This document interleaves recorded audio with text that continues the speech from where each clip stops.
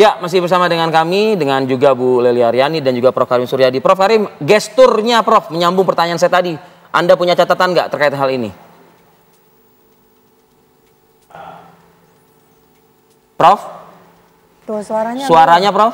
Masih mute. Masih di mute sepertinya Prof. Boleh di unmute dulu? Tuh kan? Nah, biasa faktor U. Faktor U. Saya meskipun tadi dalam leadnya pertemuan yang rileks, santai, saya melihat enggak dari pertemuannya juga meskipun tos-tosan, lihat wajahnya ya ada ketegangan. Dan di sana ada bahasa yang mengatakan pengalaman jam terbang politik itu berbicara. Anda bisa melihat bagaimana ketenangan ya dan penguasaan panggung, penguasaan forum itu terlihat berbeda antara dua tokoh itu. Nah, di sanalah pentingnya rekam jejak. Di sanalah pentingnya pengalaman menduduki jabatan yang relevan untuk itu. Jadi sebenarnya menurut saya hidden message-nya lebih kuat ketimbang apa yang dikatakan bahwa dalam konteks Pilpres dan Capres sebenarnya kita mencari orang-orang yang punya deposit politik. Deposit politik itu adalah pengalaman jabatan yang relevan untuk dibawa ke dalam jabatan yang akan diduduki. Itu yang pertama. Yang kedua, memang apa yang disampaikan Hasto itu agak menggoda ya. Tetapi terhadap godaan itu AHY sudah tegas menjawab bahwa kami berada dalam koalisi yang berbeda begitu ya. Itu sudah tegas menurut saya. Godaan itu artinya sudah terjawab, selesai di situ. Dan kalau kita melihat realistik dalam konteks pencapresan, menurut saya keberadaan Demokrat di koalisi perubahan memang lebih menjanjikan ya. Meskipun nasib kedepannya masih tanda tanya menyangkut keberlangsungan koalisi ini. Mengapa saya bilang begitu? Karena kan sampai sekarang belum juga memutuskan siapa cawapresnya. Dan ini berbeda nuansanya dengan koalisi PDIP, koalisi Gerindra, meskipun sama-sama belum menentukan cawapres. Tapi kita tidak melihat tekanan yang serius gitu ya yang dialami oleh Prabowo atau Ganjar Pranowo, sebab ketika Demokrat mengatakan segera umumkan calon wakil presiden, kalau tidak kami akan mengevaluasi, itu indikasinya ke arah segera umumkan cawapres. Kita mendapatkan insentif yang menguntungkan atau tidak, kan begitu dibacanya seperti itu. Mengapa? Karena koalisi perubahan ini kan jumlah dukungannya pas-pasan, hanya ada 3 partai. Kalau satu misalnya tergoda ke lain hati, bubarlah partai ini. Beda dengan Gerindra, beda dengan PDIP. Itu yang kedua. Kemudian yang ketiga, dari apa yang disampaikan, saya bilang tadi hanya berselancar di atas permukaan saja, tidak ada kode yang menandakan bahwa ada perbicaraan serius. Mengapa begitu? Karena sekali lagi saya katakan, meskipun keduanya juga merupakan tokoh penting di kedua partai ini, tapi kan bukan sebagai pemutus akhir gitu ya, bukan sebagai pemutusan akhir. Jadi mereka penting, tapi keduanya bukan ikon yang dinisbatkan sebagai ikon partai. Sekali lagi, mereka keduanya penting, tapi keduanya bukan tokoh yang dinisbatkan sebagai ikon partai.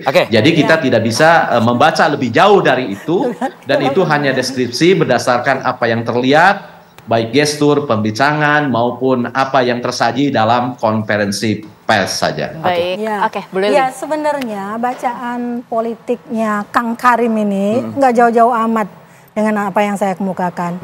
Mungkin kelebihan saya karena ada 7 tahun dalam praktek politik langsung gitu ya. Artinya apa yang kita lihat, apa yang terjadi hari ini itu adalah gambaran masa lalu yang coba dikulik. Buktinya, AHY kan memposting itu di Instagramnya.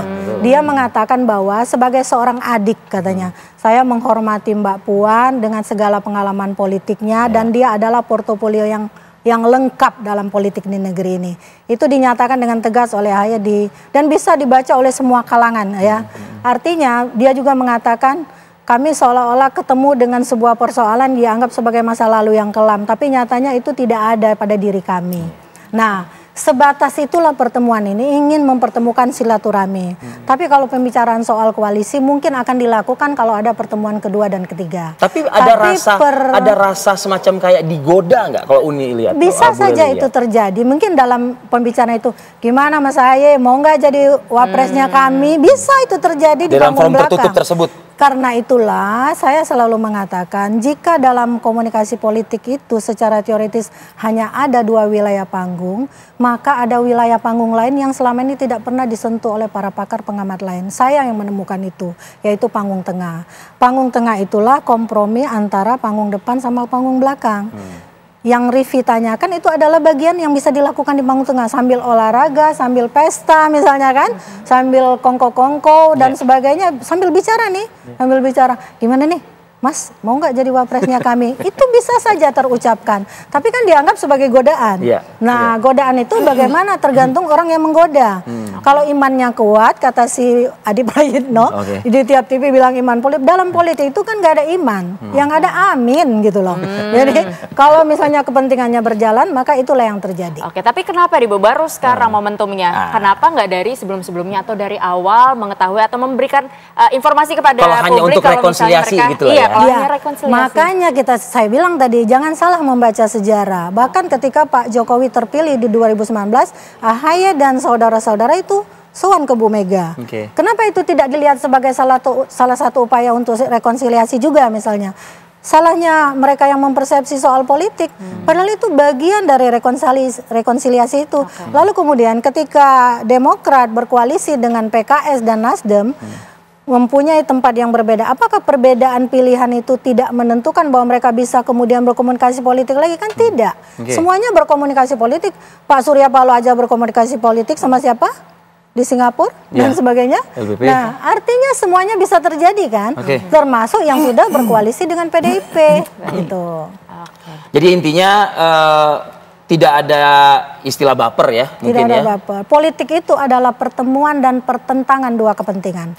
Hasil akhirnya kompromi. Kompromi dari yang dipertentangkan dan dipertemukan dalam kepentingan. Tetapi itu proposisinya. Baik, kalau gitu. Terima kasih Bu Lely Aryani atas waktunya.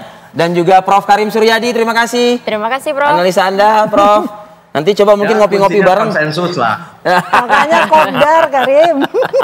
Baik, terima kasih. Terima kasih, Prof. dan Bu Lely.